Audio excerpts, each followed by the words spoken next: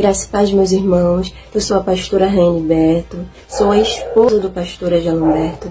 E como todos já sabem, na quinta-feira, dia 27 de abril de 2023, o meu esposo foi levado preso, acusado de intolerância religiosa.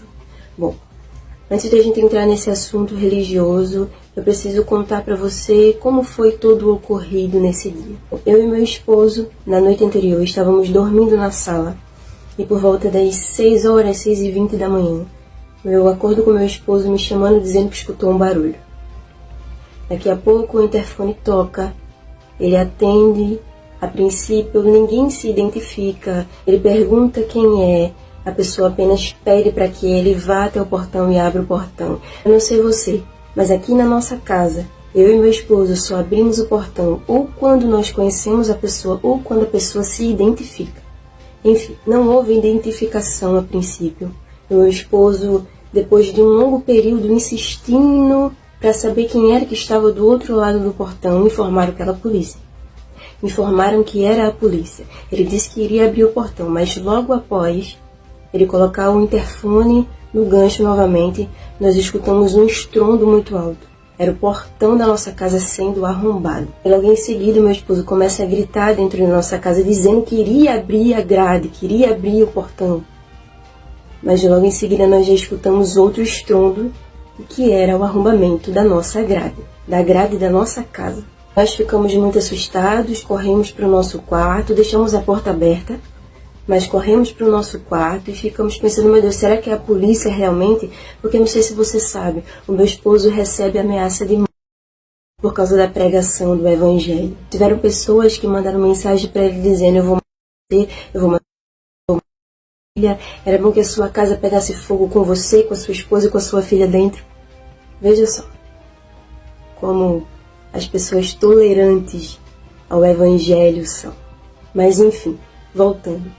A polícia entrou na nossa casa, meu esposo com as mãos para fora do quarto, demonstrando que não oferecia perigo algum, puxaram meu esposo pelo braço, tiraram do quarto, uma policial entrou no quarto, manteve no quarto com a minha filha, ela estava chorando muito, estava com medo, estava assustada, e eu estava chorando também, temendo pela vida do meu esposo, temendo pela vida da minha filha. Falei ao meu esposo o que é que vocês vão fazer com o meu esposo, porque eu não sabia se era realmente a polícia. Depois nós realmente nos certificamos que era a polícia. Eles estavam com mandado de busca e apreensão, reviraram toda a nossa casa, levaram o notebook, levaram o nosso celular, levaram o pendrive. E depois eles cumpriram o outro mandado, que foi o mandado de prisão. E levaram meu esposo lá para fora, colocaram ele no camburão, na parte de trás. E eu fui até lá e o meu esposo estava pedindo para que eles, por favor, colocassem ele dentro do carro, porque o meu esposo ele não consegue ficar em um local fechado. O policial disse, não, eu informei a ele que ele batesse se estivesse passando mal, mas eu disse ao policial, Senhor, eu conheço meu esposo, eu sei que ele não vai aguentar ir aqui atrás. Leve ele, por favor, dentro do carro. E o meu esposo falou, se o senhor quiser, o senhor me algema, mas me coloque lá dentro do carro. E depois de muita insistência do meu esposo, depois de muita insistência nossa, eles tiraram meu esposo de trás, algemaram ele e colocaram dentro do carro e levaram ele para a delegacia. E logo após, ele foi encaminhado para o cotel. Nossa casa foi arrombada como se fosse a casa de um bandido, de uma pessoa que rouba, de uma pessoa que mata, de um criminoso, de um corrupto. Mas o meu esposo, ele é um homem de Deus. O meu esposo é um pastor, o meu esposo é um marido excelente, o meu esposo é um pai maravilhoso. Nós não merecíamos passar por esta situação, mas o Senhor sabe de todas as coisas. Mas da forma que nós fomos tratados como uma casa de bandido, isso não existiu. Estou extremamente revoltado, o meu esposo também está revoltado com como essa situação toda ocorreu. Poderia ter ocorrido de uma forma pacífica, mas chegou a esse ponto. Como se meu esposo fosse um ladrão, um bandido, um assassino, o pior criminoso de Igaraçu. Mas o meu esposo é um pastor. Um pastor que se preocupa em pregar a palavra em sua essência. E por causa disso ele foi preso. Meu esposo não cometeu crime algum. A única coisa que ele fez foi pregar o que está escrito na Bíblia Sagrada. A única coisa que ele fez foi isso.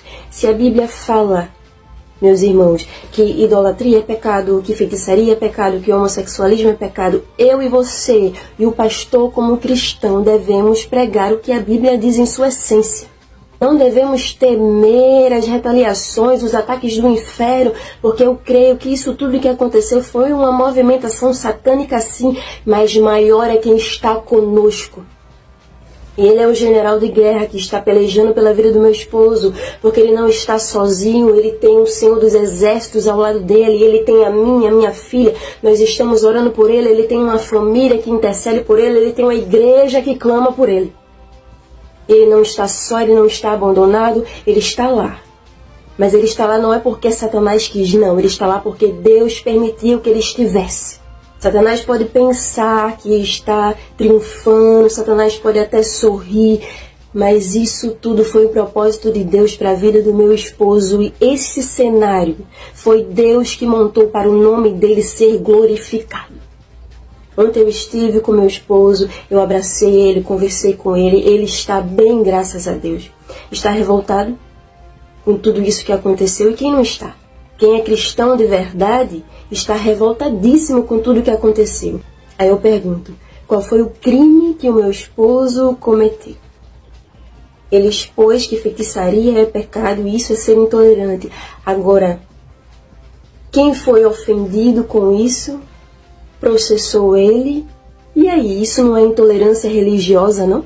A liberdade religiosa só existe para o católico, só existe para o feiticeiro, só existe para eles e não existe para nós. Nós somos cristãos e nós temos liberdade religiosa sim, mas a liberdade religiosa serve para todos, exceto para aqueles que são cristãos, exceto para aqueles que pregam a palavra, que pregam a Bíblia. A Bíblia é o nosso norte, ela é o nosso fundamento de fé, é ela que nos conduz à verdade, e a verdade é Jesus, é só Jesus que liberta, é só Jesus que salva, é só Jesus que cura, é só Jesus que transforma, e é nisso que nós cremos.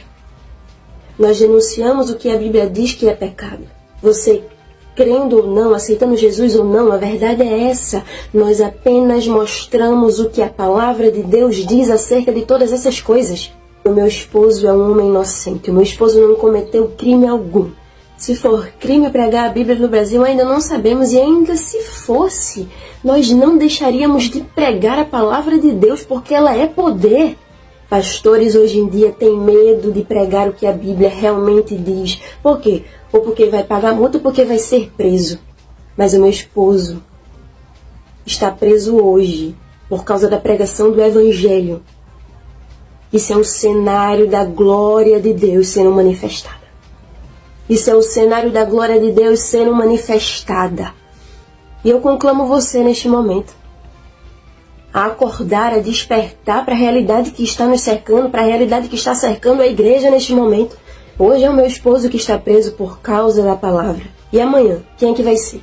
E depois de amanhã, quem é que vai ser? E depois? E depois? Você vai ficar calado? Você vai ficar acuado, você vai ficar amedrontado, é isso que o inferno quer.